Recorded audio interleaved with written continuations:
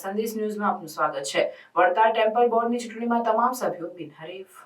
સ્વામિનારાયણ સંપ્રદાયના સર્વોચ્ચ તીર્થધામ વડતાલ ટેમ્પલ બોર્ડની યોજાનારી ચૂંટણીમાં સંત વિભાગ, પાર્ષદ વિભાગ, બ્રહ્મચારી વિભાગ તથા ગૃહસ્થ વિભાગના મળી કુલ 7 બેઠકો બિનહરીફ। વડતાલ ટેમ્પલ બોર્ડની સન 1975થી સ્કીમનો અમલ શરૂ કરાયો હતો। 50 વર્ષના ઇતિહાસમાં આ વખતે સમગ્ર બોર્ડ બિનહરીફ જાહેર।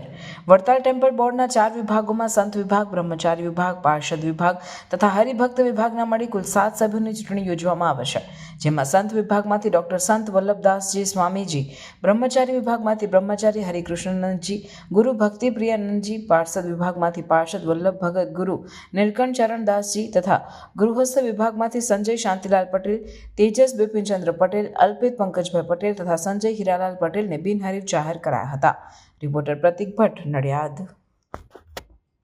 પ્રાર્થના સંદેશ ન્યૂઝની તમામ લેટેસ્ટ અપડેટ્સ માટે ચેનલને હમણાં જ લાઇક, શેર અને સબસ્ક્રાઇબ કરો।